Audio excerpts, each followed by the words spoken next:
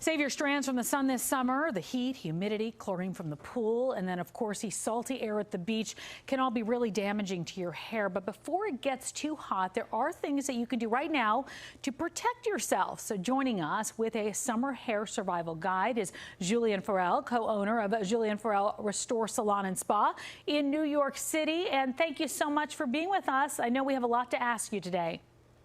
Thank you so much. I'm happy to answer and help. All right, let's get started. So I know there are some preventative measures that we can do right now before the summer season officially gets underway. What are those? Well, the first thing is get a haircut.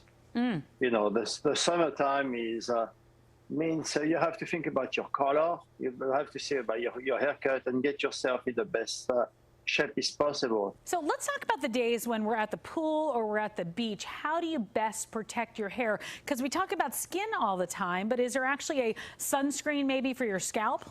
Yeah, there is sunscreen for your scalp. One of who is very old is Phytoplage. What is a protective sun veil, what you can put before. The oldest thing to do is when you go to the pool or the ocean, is to wet your hair before you get into the ocean or the pool. So therefore, your hair will absorb the normal water instead of having any kind of chemical into it. And the last is before you go, you can also put a mask like a conditioner and leave it on, so that will protect your hair. What is it about the summer that really just drains all the moisture from our hair? And are there some products that would help that out? Well, the heat, the humidity, the sweat. I think in the summertime, what is amazing is to use something much more natural, and also is going to help you to get some volume and be protective. What is a Volumizer salt spray? What basically is going to protect your hair, but at the same time it's going to get some volume and also give you more like a beachy look. What you can do, and maybe you can just use a curling iron to do a couple of curl and be very gentle on it. Well, so finally, natural remedies. So is there anything that you can do at home if you're looking for some treatments to do at home?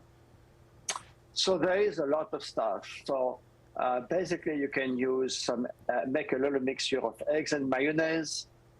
You can use oil, like olive oil and yogurt. You can apply some avocado paste into your hair. You can use apple cider and honey to give more shine. And you can use some milk if you feel like your scalp feels very dry and very almost itchy. Yeah. So this is something like, you can use at home.